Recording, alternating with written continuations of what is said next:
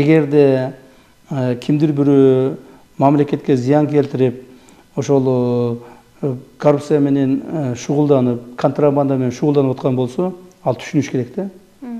Баары бир жазасын алат. Мына Кыргызстанда азыр жазасын албай калган эч ким болбойт. Бирок ошол эле мезгилде жөнөкөй адамдар эч качан жабыркабаш керек да.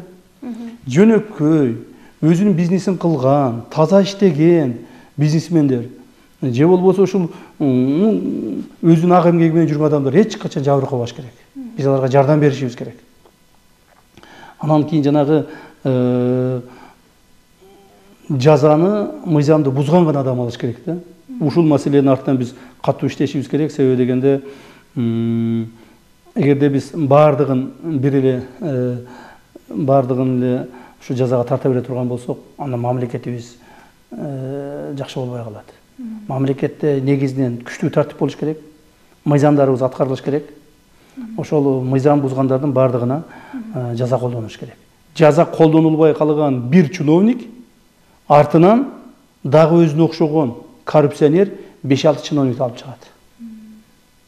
Эгерде бир чиновникти биз жазага тартып кое турган болсок, артынан чыга турган 5-6 чиновниктер жок болот. Ушинтип отуруп коомубуз тазаланат. Мына азыр мени көрүп отурган биздин мамлекет чиновниктери көпчүлүк ойлонуп калат азыр. Мен ачык айтайын. Ойлонуп калышат. Бирок азыркы күндө ушул мамлекетти тоноонун башка түрлөрүнө өтүп атышат. Мурда түздөн түз бири-бирине акча бергенге, же бири-бирине пара берген боло турган болсо, азыр ошо паранын ала турган ыкмаларын дагы өзгөртүштү.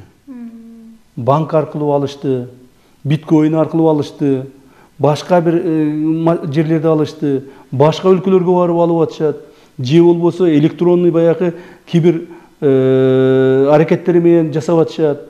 То есть бул адам дагы ушу хитрый боло баштады да.